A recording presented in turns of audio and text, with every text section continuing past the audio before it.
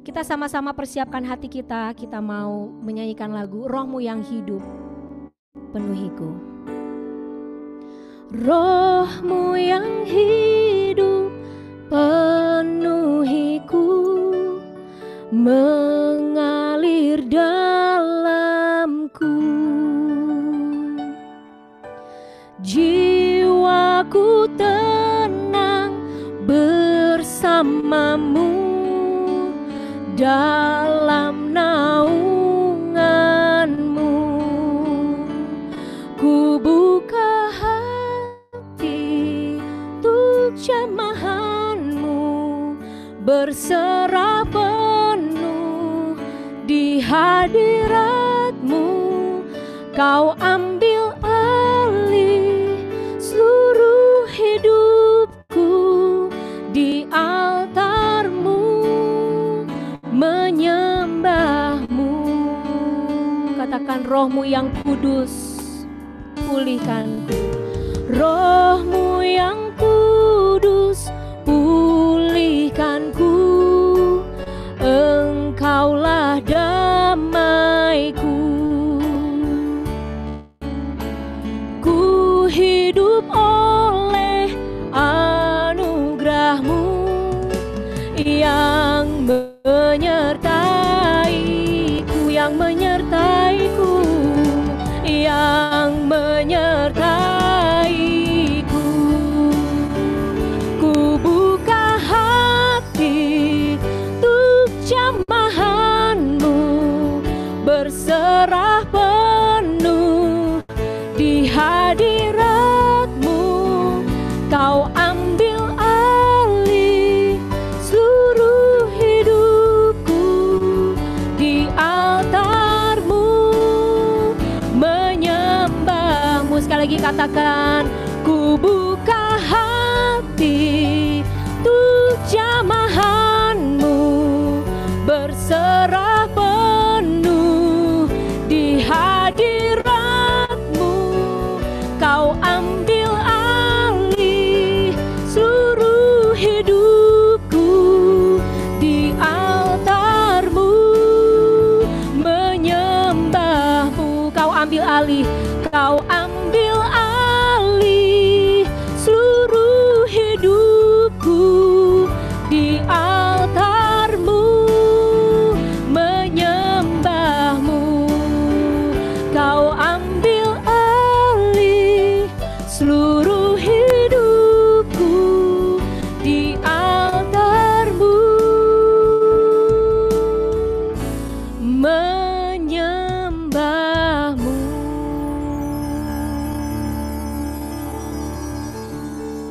Saya persilakan kepada Ibu Charlotte. Selamat malam ibu-ibu, mungkin ada bapak. Saya bersyukur sekali malam hari ini, hari yang spesial, di mana ulang tahun yang ketiga ya. Jadi bersyukur untuk pemeliharaan Tuhan selama ini terhadap Komisi Wanita begitu ya. Jadi Persekutuan Wanita di HOG. Kita malam hari ini akan memikirkan sebuah tema, yaitu anak daring, ortu darting. Tadi saya mendengar sedikit, ada yang sudah punya cucu, begitu ya. Jadi ini mudah-mudahan tidak mendampingi cucu untuk daring, ya. Karena kalau enggak, darting, ya. Nanti kalau darting Anda stres, nanti jadi stroke, ya. Hati-hati. Nah, sebetulnya tema ini hanya tema, ya, untuk menyatakan bagaimana kondisi saat ini. Jadi kondisi saat ini memang kondisi yang tidak ideal, ya. Anak-anak ada di rumah, ya, semua ada di rumah dan orang tua juga di rumah. Ini ada satu percakapan, ya, bagaimana orang tuanya komplain ke guru, ya. Ini minta supaya guru perhatikan, lama-lama ke psikiater katanya nih si orang tua ya, saking darting. Oke mam, ditampung ya kata si guru. Disampaikan sir, jangan cuma ditampung, emang situ tempayan tampung-tampung. Gara-gara emosi sampai martabak habis 6 potong, kalau saya gendutkan repot. Nah, saudara, entah ini terjadi atau tidak, tapi kita tahu bahwa memang pelajaran jarak jauh ini, pembelajaran jarak jauh ini memang betul-betul membuat stres. Bukan hanya kepada siswa, tapi juga kepada orang tua dan juga guru tentunya. Ya, dampak global di Amerika stay at home. Orang tua di Amerika cenderung stres. Sehingga konflik dengan anak meningkat. Lebih sering teriak, berkata kasar, lebih banyak menghukum anak. Nggak heran, saudara, beberapa minggu yang lalu kita melihat bagaimana ada jenazah anak perempuan usia 8 tahun yang dikubur. Ya, karena masih pakai seragam. Ya, masih pakai seragam. Lalu apa yang terjadi ketika diusut, orang tuanya mengakui. Anaknya daring, ortunya pukul. Ya, sampai anak ini lemas, ketika mau dibawa ke rumah sakit sudah tidak bernyawa. Jadi orang tuanya segera bawa ke kuburan, dikubur begitu saja diam-diam. Saudara, ya pastilah orang tua tidak ada yang merencanakan untuk membunuh anaknya. Tetapi ini semua karena kondisi yang tidak ideal seperti ini. Ya, kalau dulu guru adalah orang tua di sekolah bagi murid, ya, jadi guru adalah kepanjangan tangan orang tua. Tetapi bagaimana sekarang orang tua adalah kepanjangan tangan guru. Jadi orang tua adalah guru di rumah bagi anaknya. Saudara, bisa dibayangkan, buat guru juga tidak mudah. Dulu 25 siswa di satu ruang kelas. Ada 25, ada 30, tapi di satu ruang. Tapi sekarang 25 ada di 25 ruang kelas. Bagaimana mendisiplinnya? Ya, Anda tentu pernah melihat ada gambar di mana anak 5 menit masih duduk menghadap layar, ya, menghadap laptopnya atau iPad-nya. Setelah 7 menit sudah mulai selonjor. Setelah itu 10 menit sudah mulai tiduran. 15 menit kepala di bawah, kaki di atas. Oh, saudara sudah tidak sanggup pastinya. Ya, bagaimana?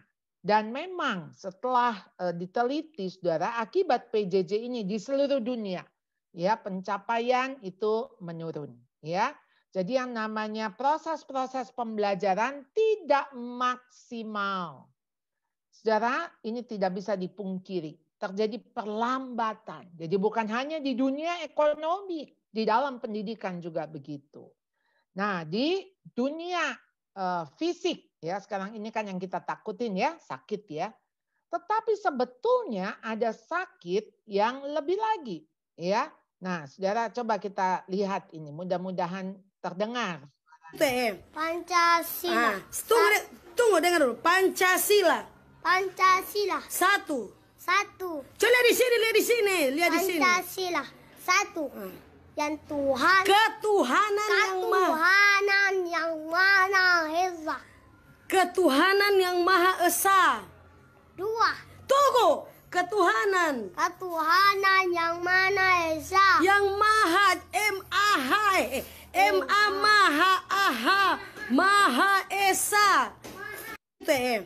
Suaranya terdengar? Bagaimana ibu ini marah-marah hanya gara-gara Pancasila. Diajarin yang Maha Esa. Anak itu bilang yang Mana Esa. Maha Esa, yang Mana Esa. Sudah 3 menit seperti itu. Mestinya ini si mama ganti metode. Karena buat anak Maha sama Mana itu sama. Dia tidak mengerti makna dari Maha. Ya, yang dia tahu kata Mana. Jadi kata Mana yang dipakai. Mana Esa. Oh, anak itu seperti mau ditelan, saudara. Iya. Wah, saya juga pasti bisa bayangkan bagaimana stres ibu ini. Jadi, saudara, kita lihat ternyata pandemi ini memperlihatkan kita bukan hanya penyakit secara fisik, tetapi terlebih itu ada penyakit di dalam relasi. Mestinya begitu kita stay at home, kita ada di dalam rumah, mestinya lebih akrab satu dengan yang lain. Tapi kenapa justru lebih terjadi konflik? Jadi ini suami istri lebih banyak ribut. Kakak adik bertengkar. Di Pengadilan Agama Soreang di Bandung terjadi antrian mengular. Saudara, antrian ini bukan antrian untuk sembako. Tetapi antrian ini untuk menggugat cerai. Sehari ada 708 berkas yang masuk. Saudara bisa bayangkan kenapa perceraian meningkat justru di masa pandemi ini. Ternyata alasan yang terbanyak karena masalah ekonomi. Harusnya kan ketika masalah ekonomi terjadi, kita makin berpegangan erat satu dengan yang lain. Kita makin saling mendukung, berdoa bersama-sama. Tapi saudara, pastinya sebelumnya sudah ada kerenggangan di dalam relasi. Nah, jadi kalau kita melihat saudara, ya, apa yang terjadi di sini sebetulnya memperlihatkan kita ada masalah. Hidup nggak akan lebih mudah. Anda harus makin kuat. Sekarang masalahnya pandemi ini membuat Anda stres atau Anda sedang di-stretch. Anda sedang ditekan atau Anda sebetulnya sedang di-stretch untuk makin melebar, makin meluas dampak Anda, kemampuan Anda, potensi Anda makin tambah. Dengan anak-anak di rumah, mestinya itu kesempatan Anda bikin menu-menu baru, bukan? Jadi Anda bisa lihat-lihat, oh iya saya belum coba masak ini, bikin ini, kue ini. Saudara, Anda sedang di-stretch oleh Tuhan untuk kita lebih lagi. Ya, karena Tuhan mau pakai kita. Jadi jangan kita tenggelam. Dengan pandemi ini membuat kita sebetulnya jadi nggak mampu melakukan apa-apa. Jangan Anda duduk nonton drama Korea. Drama Korea sampai 100 lebih episode. Tidur jam 4 pagi. Saudara, itu drama nggak ditonton, nggak apa-apa. Anak saudara nggak diliatin, nggak disertai, itu akan jalan terus anak. Anak itu punya hidup, punya waktu. Hari ini nggak akan lewat lagi. Jadi saudara, itu drama nggak ditonton ya tetap begitu. Jadi saudara, ayo kita punya pilihan. Teman saya bilang, iya ya kenapa ya saya habis nonton drama Korea saya jadi sedih. Saya bilang itu bukan hobi kalau tidak membangun. Hobi harusnya membangun.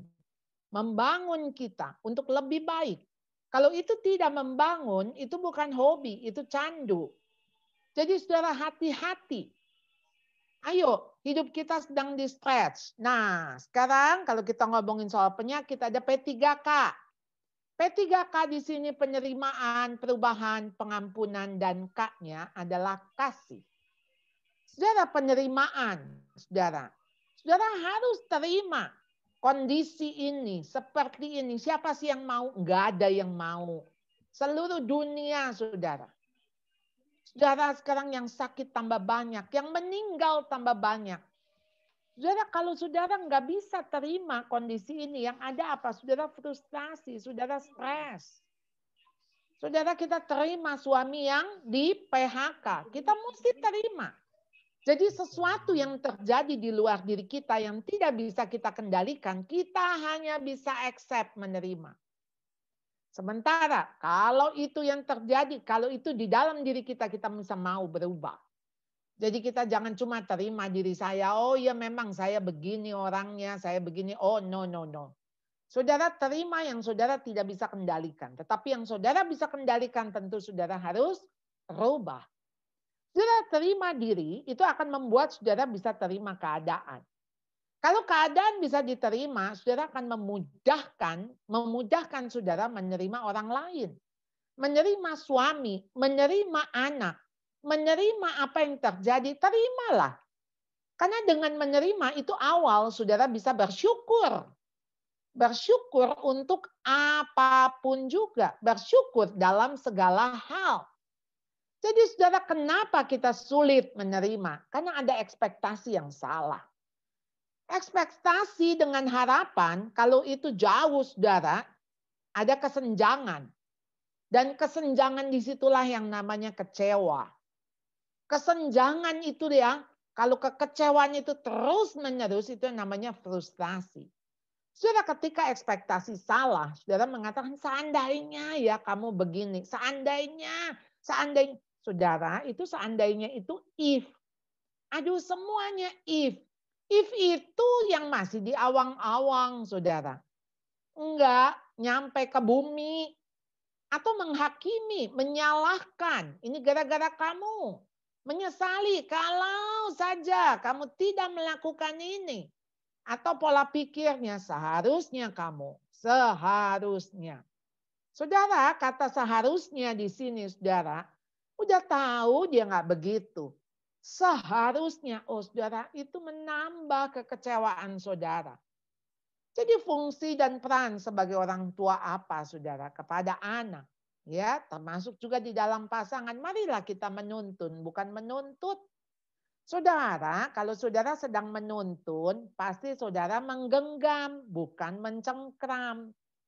Kalau saudara mencengkram, pasti orang yang dicengkram akan merontah, ingin melepaskan diri.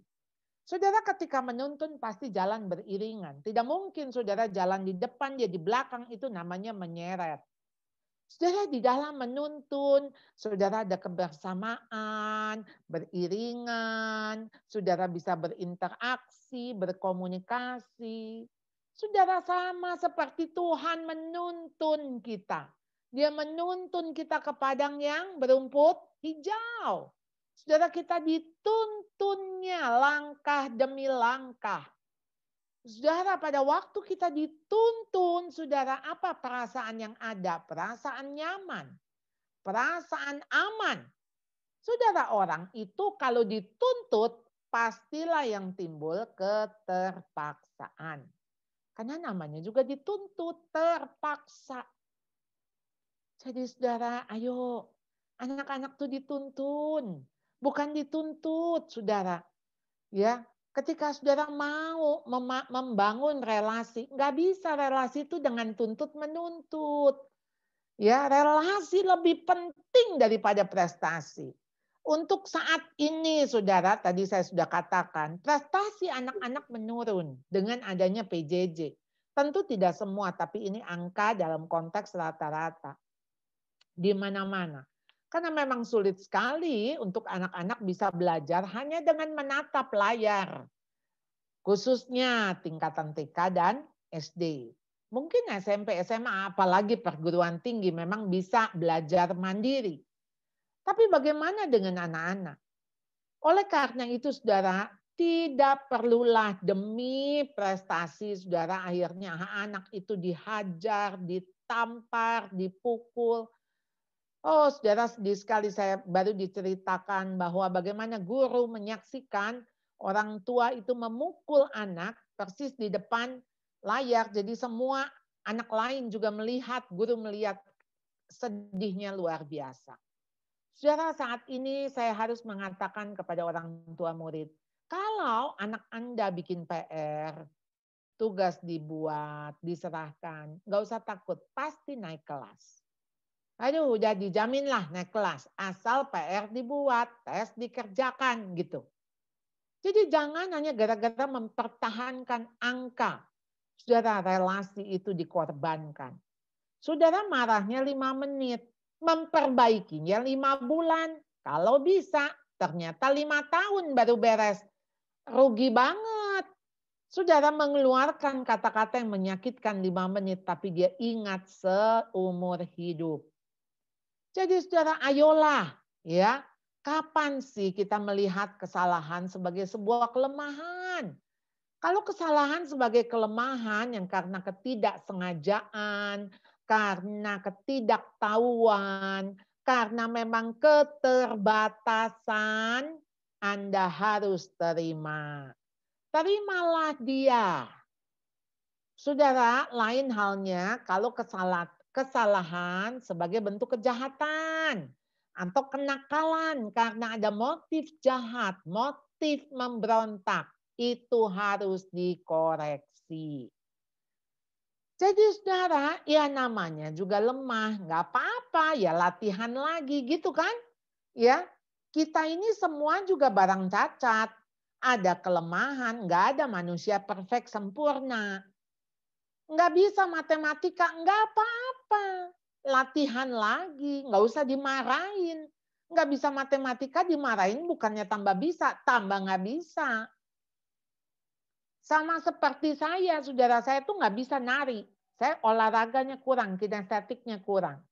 Mungkin saya lebih cerdas bahasa daripada kecerdasan kinestetik. Tapi ya sudah begitu, mau diajarin pocok-pocok dari dulu. Nggak bisa-bisa. Ya mungkin harus latihan 200 kali baru bisa. Tapi itu pun juga kalau tidak dilatih bisa lupa lagi begitu ya. Ya karena itu bagian dari kelemahan. Jadi ayolah kita harus bisa menerima itu. Karena dengan menerima itu mengurangi beban stres kita. Saudara, banyak hal yang kita harus bisa terima. Tetapi nggak semua harus dikoreksi, saudara. Ya, jadi perhatikan ini baik-baik dalam terjemahan Alkitab sehari-hari ya. Perhatikanlah ini baik-baik, saudara-saudara yang tercinta. Setiap orang harus cepat mendengar, tetapi lambat berbicara, lambat untuk marah. Orang yang marah tidak dapat melakukan yang baik yang menyenangkan hati Allah. Sebab amarah manusia tidak mendatangkan kebenaran di hadapan Allah. Saudara, amarah manusia yang lebih banyak karena didominasi emosi. Emosi marah. Dan alasan marah kita karena kita kesal, ingin membalas, lebih kepada marah yang saya ingin lampiaskan. Nah, saudara, itu marah berdosa. Sebetulnya kita marah untuk siapa? Artinya untuk kebaikan dia. Kalau bukan untuk kebaikan dia, nggak usah marah. Marah tuh capek loh. Ngapain marah kalau bukan membuat dia lebih baik? Saudara, nggak membuat dia lebih baik jangan marah, saudara. Ya nggak ada gunanya. Jadi saudara, ayo ubah sudut pandang Anda. Mana sih yang mesti dimarahin, mana yang nggak perlu. Ya sudah, apalagi udah lewat. Kalau udah lewat mah ngapain marah? Ya misalnya ulangan udah jelek. Saudara mau marah, emang nilainya bisa berubah? Kan nggak bisa berubah. Ya sudah, terima saja. Ya, ayo saudara, ada hal-hal yang mesti kita rubah. Ya, artinya ketika saudara menganggap, oh harusnya kan begitu. Enggak kok, enggak harus. Misalnya begini saudara, ini kita berhadapan dengan anak millennials. Saya sering menggambar anak millennials tuh seperti iPad. Kita itu kayak mesin tik. Apalagi saya yang lahir tahun 60-an. Udah kayak mesin tik saudara. Mesin tik tuh cuma dipencet, ditekan, dibanting nggak apa-apa ya. Tapi dipencet huruf A keluarnya A. Lain dengan iPad. iPad itu canggih. Disentuh, digeser, disentuh huruf A bisa keluarnya kata apa aja, auto text. Saudara canggih, tapi begitu jatuh fragile. Kenapa dia fragile? Anda jangan salahkan dia, dia ada di dalam masa ini. Masa yang semuanya digital, masa yang semua enak, nyuci baju cukup pakai telunjuk saja. Udah bajunya kering, ya memang mau nggak mau. Lalu kita bilang enak ya kamu ya hidup zaman sekarang, dulu mama nyuci baju ngosrek begitu ya, pakai tenaga. Ya kita hidup di zaman yang berbeda. Ya sudah, buat kita mandi itu harus. Nah buat anak sekarang pagi ngapain mandi, nggak mau kemana-mana, di rumah aja nggak bau. Saudara, kita nggak usah ribut deh untuk hal-hal yang nggak prinsip ya. Ubah speed Anda dalam mendengar dan bicara. Kita disuruhnya cepat mendengar. Lambat bicara, lambat marah. Karena kenyataannya kita lambat mendengar. Kita cepat bicara dan cepat marah. Ubah mindset Anda.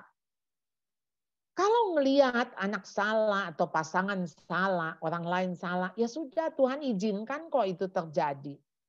Sudah. Ya, artinya kalau Tuhan aja ngizinin, masa saya nggak izinin siapa saya? Penciptanya aja mengizinkan, walaupun tentu ini tidak meniadakan konsekuensi. Saudara, ayo kita melihat kita nggak lebih dari Tuhan, ya. Tuhan aja menerima kita orang berdosa, ya. dia datang untuk kita yang sakit. Ayolah, ya, kita bisa menerima orang-orang yang ada di sekitar kita. Dengan kita juga melihat gimana kalau ini hari terakhir. Kalau besok dia tidak ada lagi. Nggak ada yang worth, saudara, untuk diributkan. Untuk dipertengkarkan. Penerimaan adalah awal dari penghargaan. Menghargai bukan karena berapa besar harganya, tapi seberapa bernilainya dia bagi pemiliknya. Saudara, anak saudara berharga nggak buat saudara? Berharga kan? Berharganya apa? Karena dia ranking, karena dia cakep, karena dia pintar. Apakah itu? Tentu bukan. Bernilai dia di hadapan Tuhan. Karena Tuhan mengatakan, engkau berharga dan mulia dan aku ini mengasihi engkau. Berapa nilai anak kita? Berapa nilai pasangan kita? Senilai darah Kristus di kayu salib. Untuk dialah Kristus mati. Jadi mari saudara kita menghargai keberadaannya. Menghargai dia masih dititipkan di dalam hidup kita. Oleh karena itu terimalah dia apa adanya. Bukan ada apanya. Yang kedua, perubahan. Kalau saudara bisa menerima, maka saudara dimungkinkan masuk ke step yang kedua, mau berubah. Anda pernah dengar nggak orang ngomong gini, memang saya orangnya begini. Saudara, orang kalau udah ngomong begini, fokusnya tuh cuma sama diri. Kalau dia ngelihatnya diri, dia nggak mampu loh lihat orang lain. Nggak bisa, karena kan dia ngelihatnya diri, nunduk. Melihatnya ke diri sendiri. Mana bisa ngelihat orang lain. Dan dia hanya bilang orang lainlah yang harus berubah. Orang lain yang harus berubah. Siapa yang harus berubah, saudara? Ya, yang waras deh, yang waras dulu yang berubah. Saudara, saya mau mengajak saudara dengan memikirkan satu kata, saudara, sabar. Ya, kita tuh harus berubah di dalam kesabaran, bertumbuh karakter sabar kita. Justru di tengah-tengah masa pandemi, ya. Orang tuh kalau sabar, suasana aman, nyaman. Aduh, kayaknya nggak butuh kesabaran deh. Sabar itu justru di situasi yang sulit. Makanya kenapa kata sabar itu patient. Patient itu kan kondisinya sakit, sulit, susah, sengsara. Nggak ada pasien yang nyaman, enak. Itu bukan pasien. Pasien siapa sih yang mau sebagai pasien? Pasti mau cepat sembuh. Ya, mau cepat sembuh. Jadi sabar itu pasti berhubungan dengan penantian, dengan waktu. Karena kepingin cepat. Tapi saudara harus menanti kesembuhan. Saudara mesti belajar menahan diri. Bagaimana saudara harus menunda keinginan. Saudara, saya tuh hari ini baru sembuh sakit mah saya. Ini hari ke-7. Saudara, beberapa hari sebelumnya saya rasanya sudah lama sih tidak sakit walaupun ini kronis ya. Sudah lama tidak sakit, jadi bayangkan 4 hari itu hanya berbaring, saudara ya. Jadi saya bersyukur sekali hari ini saya bisa semangat gitu ya untuk membawakan seminar, karena beberapa hari yang lalu saya terpaksa webinar tapi ngomong hanya sesaat begitu. Nah, saudara, saya ingin sekali bisa makan nasi. Ya, karena selama ini saya hanya makan bubur dan cairan saja. Kepingin, tapi saya harus tunda, saudara. Supaya apa? Supaya saya bisa sembuh dulu. Supaya mah saya itu yang kronis, yang kram itu bisa lebih baik begitu. Saudara, sabar. Sabar. Saya kalau orang jual pil sabar, saya pasti beli deh. Karena saya tuh orang yang paling gak sabar. Tapi Tuhan didik saya, Tuhan tempa saya bagaimana saya harus belajar sabar. Dan ketika saya belajar sabar, saya tahu bagaimana saya harus mengendalikan diri. Jadi passion is not about how long one can wait. Ini bukan masalah orang nunggu. Tapi masalahnya waktu nunggu tuh gimana? Dia marah-marah enggak? Karena Anda harus belajar melambatkan langkah. Anda harus bukan hanya menanti, tetapi Anda mengikuti proses. Saudara, saat kita diproses sama Tuhan gak enak banget. Pengen cepat-cepat selesaikan prosesnya. Saudara, ayolah. Ya, ini sabar itu memang harus kita telan dalam konteks pil-pil yang pahit. Pil-pil yang membuat kita gak sabar, tapi disitulah prosesnya. Dan sabar pasti berhubungan dengan penerimaan. Belajar sisi positif, belajar mengubah sudut pandang, belajar terima kelemahan kesalahan orang lain. Karena patience, the capacity to accept or tolerate delay, trouble, suffering without getting angry or upset. Saudara, kalau saudara bisa belajar sabar, sabar itu panjang sabar, long suffering. Kalau long suffering, dua kata itu artinya penderitaan yang panjang. Tapi kalau long minus suffering, panjang sabar. Saudara, bukankah Kristus Tuhan kita panjang sabar? Bapa panjang sabar dengan kita.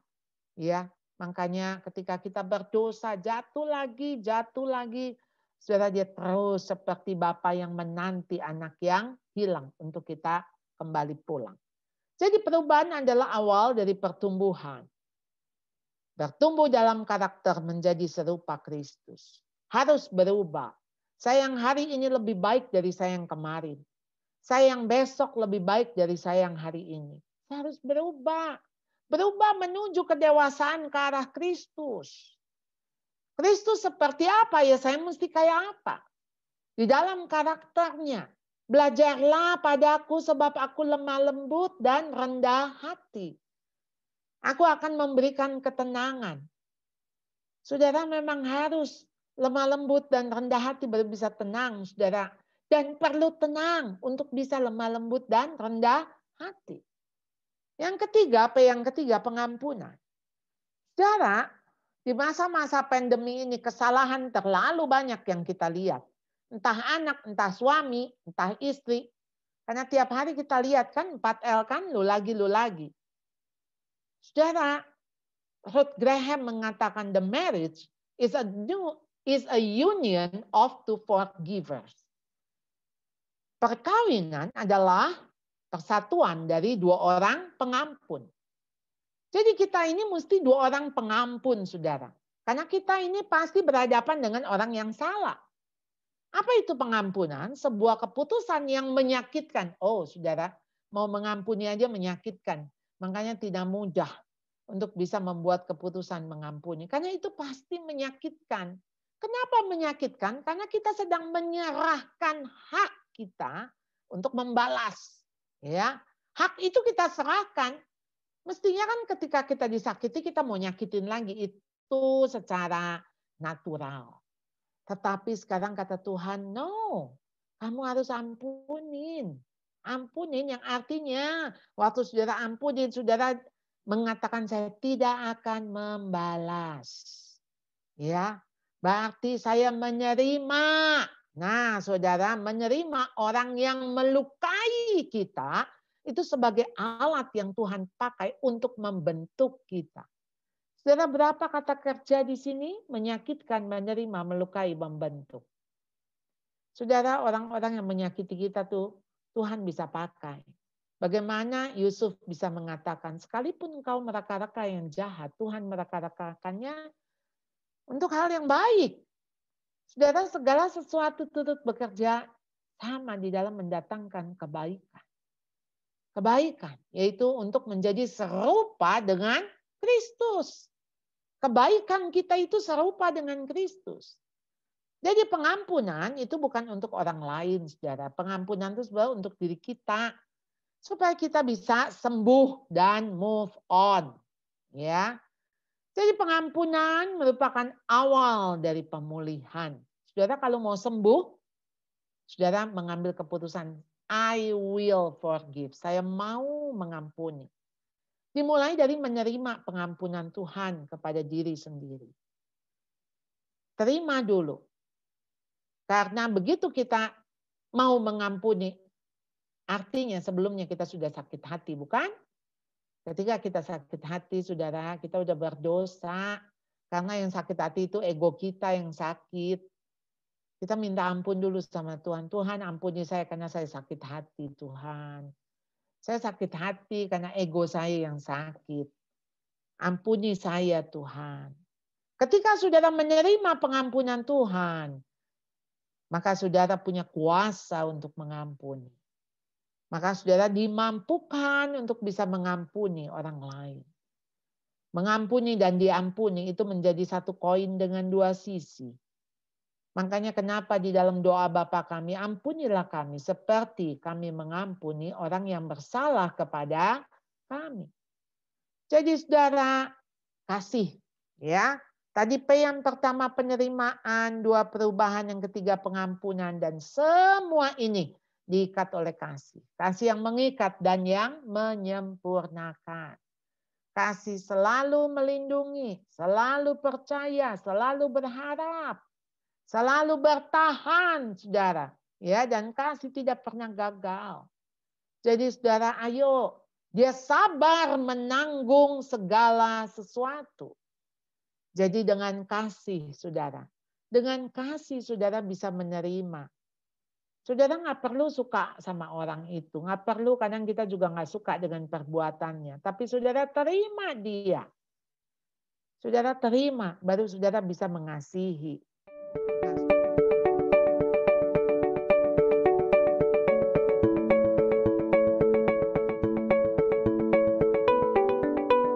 Sudah berapa lama kita ada di rumah saja? Seperti ini tidak pernah kita alami sebelumnya. Kalau berlibur pun, saat-saat liburan, paling hanya 1 minggu, 2 minggu. Tapi sudah beberapa bulan kita di rumah. Dan kita masalahnya tidak boleh keluar dari rumah kalau tidak penting. Jadi kita akan ketemu dengan orang yang sama, yaitu anggota keluarga. Dan 4L, lu lagi, lu lagi. Di situ terjadi konflik, dan konflik akan meningkat. Karena apa? Karena kita akan melihat keburukannya, kejelekannya. Dan itu sesuatu yang tentu kita tidak harapkan. Pasti kita kesal. Dan kalau kesal, Anda marah. Dan ketika Anda marah, stres. Oleh karena itu, pandemi ini bukan hanya berdampak kepada kesehatan fisik saja, tetapi juga kesehatan psikis. Orang-orang makin banyak keluhan secara fisik yang disebabkan dari psikis. Berapa banyak rumah tangga yang tambah retak. Konflik lebih banyak terjadi, bahkan berujung kepada perceraian. Demikian juga dengan sibling, kakak dengan adik. Yang sehari-hari mereka biasanya bertemu dengan teman. Sekarang teman mereka itu hanya saudara kandungnya. Yang satu iseng, yang satu cengeng. Tiap hari terjadi pertengkaran, keributan, berebut ini dan itu. Jadi makin kita ada di rumah, makin tidak betah. Ketika kita menghadapi anak ataupun pasangan, mereka juga punya kelemahan. Kita masih hidup di dalam kedagingan. Natur kita natur dosa. Masih bisa nggak kita melukai orang? Bisa. Masih bisa nggak kita terluka? Bisa. Dan kita justru lebih terluka oleh orang-orang yang kita kasihi, yang dekat dengan kita. Kenapa? Karena kita berharap mereka tidak melakukan itu. Bukti mengasihi mestinya tidak melukai. Itu anggapan kita. Tapi ternyata salah. Anda sedang hidup dengan orang-orang yang punya kekurangan di samping kelebihan, yang punya kelemahan di samping kekuatan. Kalau mereka membuat Anda terluka, wajar. Tapi yang penting luka itu harus sembuh. Jadi bagaimana kita bisa sembuh? Enggak ada cara lain kecuali Anda mengampuni. Mengampuni bukan melupakan. Mengampuni bukan sedang membohongi diri Anda bahwa Anda terluka. Mengampuni adalah ketika Anda mau menerima bahwa Anda sedang terluka dan Anda mau menerima itu sebagai sesuatu yang Tuhan izinkan terjadi. Anda mengampuni bukan karena dia minta ampun atau minta maaf pada Anda. Anda mengampuni karena itu urusan Anda dengan Tuhan. Anda mengampuni karena Tuhan sudah mengampuni Anda dan Tuhan sudah mengampuni dia. Masalahnya ketika Tuhan sudah mengampuni dan Tuhan sudah mengatakan ampunilah mereka sebab mereka tidak tahu apa yang mereka perbuat. Ataupun mereka tahu apa yang mereka perbuat. Tuhan mengatakan sudah selesai. Sudah selesai di kayu salib. Karena Tuhan mengatakan aku sudah membayar lunas kesalahan mereka. Sehingga Anda tidak perlu lagi menanggung sakit hati itu. Kalau Anda tidak mengampuni, artinya Anda belum menerima anugerah pengampunan dari Allah. Orang yang dendam itu ibarat ada segenggam sampah di bawah bantal tempat dia tidur. Tidak terlihat wujud sampahnya, tetapi tercium baunya. Itulah dendam. Dendam itu Anda tidak perlu melihat orangnya. Setiap kali mengingat orang itu, Anda akan kesal, timbul sakit hati. Dan sudah pasti tidak ada sukacita. Sudah pasti tidak ada damai sejahtera. Oleh karena itu, sakit hati harus diselesaikan. Selesaikan dengan siapa? Dengan dia. Dia belum minta maaf? Oke, bukan itu tahapannya. Tahap pertama, Anda selesai dengan diri Anda. Caranya, Anda datang kepada Tuhan. Anda mohon ampun kalau Anda belum bisa mengampuni. Hanya karena anugerah pengampunan yang kita terima, itu yang memampukan kita mengampuni orang-orang yang bersalah kepada kita. Hanya karena kasih Tuhan yang melampaui segala akal dan pikiran, yang mampu untuk menutupi kesalahan dan dosa. Mengampuni adalah sebuah keputusan, mau mengampuni atau tidak. Ketika Anda mau mengampuni, tahap demi tahap Anda akan lalui. Apakah sakitnya langsung hilang? Tidak. Tapi percayalah, berangsur-angsur akan hilang. Ketika Anda mengingat peristiwa itu, atau Anda mengingat orang itu, Anda sudah tidak sakit lagi. Mengampuni bukan demi orang yang bersalah terhadap kita. Mengampuni demi kita yang terluka. Mungkin dia gak pernah sadar akan kesalahannya. Apalagi dia minta maaf.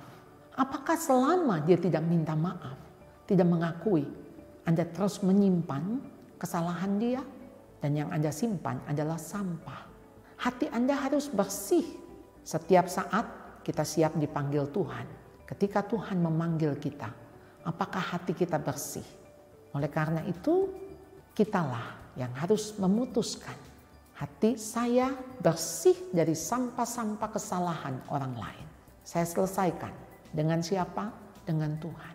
Dengan cara Tuhan. Terima kasih Engkau sudah mengampuni saya. Dan saya tahu Engkau juga mengampuni orang-orang yang bersalah kepada saya. Pembalasan adalah hakku, kata Tuhan. Jadi bukan urusan kita balas-membalas. Penghakiman ada pada Tuhan. Mari kita mengampuni lebih dulu anak-anak kita, pasangan kita, sehingga mereka belajar mengampuni kita, mengampuni sesama. Karena mengampuni itulah yang Tuhan inginkan. Mari kita saling mengampuni karena kita saling mengasihi. Ya Tuhan, kami bersyukur malam hari ini Tuhan ingatkan kami melalui firman Tuhan. Apa yang harus kami lakukan di tengah-tengah situasi yang tidak menentu. Situasi yang membuat kami cepat sekali marah, gelisah. Ya Tuhan, Engkau tahu kelemahan kami. Kami khawatir banyak hal. Kami menyusahkan diri dengan banyak hal. Tuhan ampuni kami Tuhan. Biarlah kami mau duduk dekat kaki Tuhan. Untuk kami memberikan diri-Mu Tuhan di tengah-tengah keletihan, kelesuan. Kami mau datang kepadamu karena Engkau akan memberikan kami kelegaan. Ya Tuhan, kami bersyukur kami memiliki Engkau. Karena di tengah-tengah situasi yang tidak terkendali, ada Engkau yang mengendalikan. Ya Tuhan, kami mau mempercayakan hidup kami kepadamu. Di tengah seperti ini Tuhan, pakailah kami. Pakailah kami Tuhan untuk lebih lagi menjadi alat di tangan Tuhan. Kami mau melihat ini bukan sebagai beban, tapi justru sebagai kesempatan. Kesempatan bagi kami untuk melakukan lebih dan lebih lagi. Kami sungguh bersyukur Engkau tetap menyertai kami di dalam segala kondisi apapun. Terima kasih Tuhan untuk semua apa yang sudah kami dengar. Kiranya berikan kami hati yang taat. Berikan kami kekuatan untuk kami boleh melakukannya. agar Engkau disenangkan dan dimuliakan melalui hidup kami. Dalam nama Tuhan Yesus kami berdoa dan memohon. Amin. Terima kasih kepada Ibu Charlotte untuk apa yang boleh disampaikan. Kita bersyukur dan kita sangat diberkati. Baik ibu-ibu, kita akan masuk dalam prosesi ulang tahun dan kami berharap tetap stay sampai dengan acara ini selesai. Nanti kita ada doa berkat dan juga ada foto bersama. Baik, kita bersyukur karena selama 3 tahun Tuhan menuntun gerejanya, Tuhan menuntun BWR Banten Women Revival dari GBI House of Grace yang diketuai oleh Ibu Mona. Dan saat ini kita mau sama-sama merayakan, bersyukur ya tentunya meskipun gak bisa ketemu atau merayakan dalam kondisi yang seperti biasanya. Tetapi tidak apa-apa, kita mau sama-sama nyanyikan lagu ini ya, Umur Panjang di Tangan Kanan. Yuk sama-sama. Umur panjang di tangan kanan, di tangan kirinya kekayaan dan kehormatan sampai selamanya. Sekali lagi. Umur panjang di tangan kanan, di tangan kirinya kekayaan dan kehormatan sampai selamanya,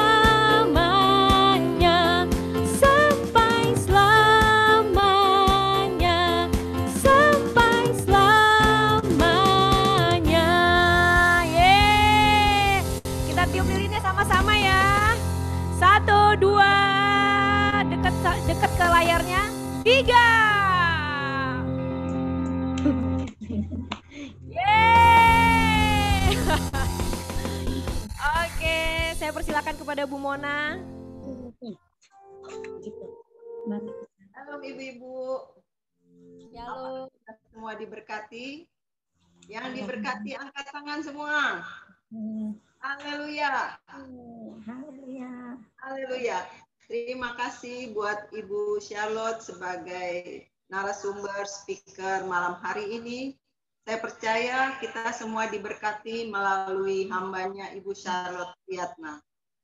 Saya juga bersyukur di tahun yang ketiga ini bukan tahun yang mudah, saudara. Dari umur 1, 2, 3 itu seperti anak-anak, itu sudah mulai belajar, sudah sekolah di PAUD, sudah sedang lincah-lincahnya berbicara.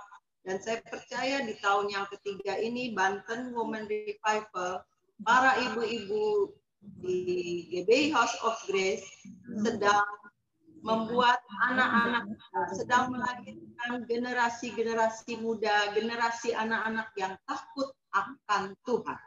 Itulah kerinduan kami semua para ibu-ibu di Banten Women Revival HOG, GBI House of Grace. Dialah para ibu-ibu yang malam hari ini juga hadir, para bapak-bapak yang hadir malam hari ini. Ayo, mari kita selama masa pandemi ini kita belajar untuk menerima anak kita apa adanya. Belajar mengampuni, belajar mengasihi, dan memberi penghargaan kepada mereka. Karena anak-anak kita adalah ciptaan Tuhan juga. Kita mengasihi mereka seperti kita mengasihi diri kita sendiri. Kami bersyukur malam hari ini di tengah pandemi, Tuhan pakai media Zoom seperti ini untuk menjangkau. Bahkan pulau demi pulau bisa kita undang. Ya, sampai 100 partisipan lebih. Room 1 sudah full 100 partisipan, room kedua sudah sekitar 20. Itu 120 partisipan, belum satu kamera, itu bisa ada yang 2 orang, bisa ada yang 3 orang. Jadi kita bersyukur melalui pandemi ini juga kita bisa menjangkau banyak ibu-ibu, bapak-bapak yang di luar pulau sana, bahkan sampai di negara-negara. Nah, saya bersyukur mungkin malam hari ini juga dari Belgia juga hadir, dari Palembang, Sumatera, Lubuk Linggau, Lahat juga hadir. Dan itu semua bukan karena kuat gagah kami, tapi itu semua karena Tuhan. Kita juga bersyukur untuk Ibu Charlotte yang sudah menuntun kita malam hari ini. Banyak sekali yang kita dapatkan melalui apa yang sudah Ibu Charlotte bagikan malam hari ini. Terima kasih Tuhan Yesus berkati. Kiranya Engkau memberkati aku berlimpah-limpah dan memperluas daerahku, dan kiranya tangan-Mu menyertai aku dan melindungi aku daripada malapetaka, sehingga kesakitan tidak menimpa aku, sehingga kesakitan tidak menimpa aku, sehingga kesakitan tidak menimpa aku. Kita berdoa yuk. Bapak terima kasih. Kami berdoa sekali lagi buat Bu Charlotte yang Kau tambahkan 1 tahun usia di bulan Oktober ini, tepatnya tanggal 3 Oktober ya Tuhan. Kebaikan, kemurahan Tuhan berlimpah-limpah dalam kehidupan hamba-Mu. Kau pakai hamba-Mu dimanapun dia berada Tuhan, jadi berkat buat banyak orang. Khususnya buat generasi-generasi milenial ya Tuhan. Terima kasih juga buat rumah tangga demi rumah tangga ya Tuhan. Terima kasih ya Bapa. Dan sebentar kami akan selesai dengan ibadah kami malam hari ini. Berkati juga Pak Roy dan Bu Diana dalam wedding anniversary mereka. Juga ibu-ibu yang lain semua dalam keadaan sehat, semua dalam keadaan baik, semua diberkati Tuhan. Rumah tangga keluarga diberkati Tuhan. Dengan berkat yang berlimpah dari Bapa di surga, daripada Tuhan Yesus, daripada Roh Kudus yang menyertai hidup kita semua hari ini. Sampai kedatangan Tuhan, bahkan sampai selama-lamanya. Mari bersama-sama kita katakan, Amin. Amin.